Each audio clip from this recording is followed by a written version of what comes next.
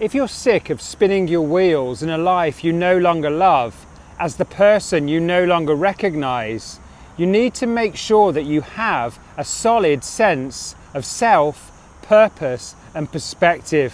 If you do not have a solid sense of self, purpose, and perspective, that is when the wheels can fall off and things can be blown out of all proportion. Now, having a solid sense of self and a solid sense of purpose are pretty self-explanatory.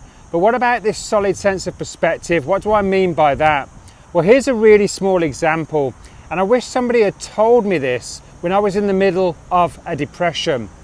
And that thing is this: the smaller you make your world, the bigger you make your problems. And I'll say that again: the smaller you make your world, the bigger you make your problems.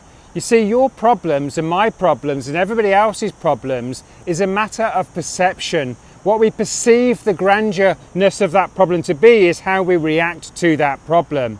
Now, if we make our world really, really small, our problem in relation to that world grows.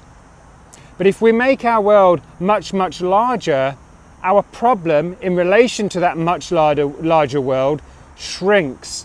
And here's the thing with depression: when someone goes into a depression or starts sliding into a depression, they start shrinking their world. They stop doing the things that they love doing. They stop doing those things that used to put them in flow.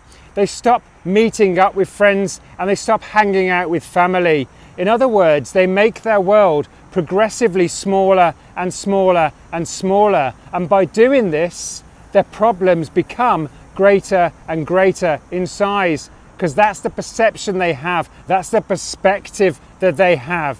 So to have a better perspective on the shit you're going through, you need to broaden your horizons, you need to change your perspective by making your world much larger, not much smaller. That's the paradox. When we're depressed, we want to move away from stimulus, where in actuality, we need to move towards the people who love us. We need to move towards the things that we love to do.